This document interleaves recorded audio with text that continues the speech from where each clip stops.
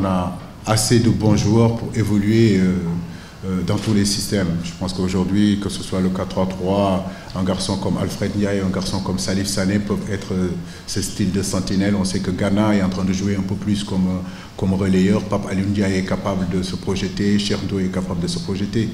Mais en réalité, pour moi, il n'y a pas de souci. Je crois que ce qui est important, c'est cette philosophie de jeu qu'on va mettre en place. Ce qui est important, c'est cette identité, ce style de jeu qu'on va mettre en place.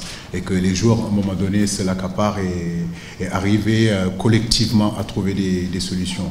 Je reste persuadé que c'est sur un projet collectif, un projet fort que le Sénégal gagnera ces titres.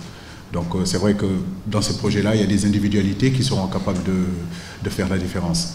Je crois qu'aujourd'hui, tous nos joueurs doivent comprendre que le collectif doit être supérieur aux individualités. Et ça, si on le comprend, je crois qu'on y arrivera. Donc parler un peu plus de ces joueurs collectifs que ces individualités. Donc quand je vois aujourd'hui N'Golo Kanté élu meilleur joueur d'Angleterre, je suis heureux. Je suis heureux parce que c'est un joueur de devoir, c'est un joueur qui bonifie une équipe.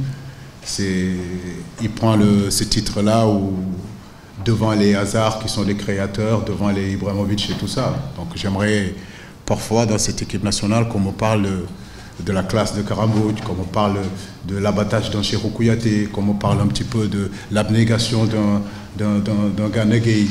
Voilà, de la vision de jeu de Kalidou Koulibaly, de Gassama, de ces joueurs-là qui font que l'équipe aille de l'avant, qui travaillent pour un peu plus que le collectif aille de l'avant. Et je crois que ce serait bien dans ces pays-là qu'on arrête de parler seulement que ces joueurs-là capables de, comme on dit, porter l'équipe. L'équipe du Sénégal, personne ne peut le porter individuellement. Voilà. Depuis des années, on a toujours dit que il faut porter l'équipe. Moi, je ne crois pas à ça. Voilà. Je ne crois pas à ça, je crois en collectif et je crois que tant qu'on continuera à être dans ce collectif, à travailler dans ce collectif-là, on sera une très très très belle équipe, une équipe compétitive et crainte partout en Afrique.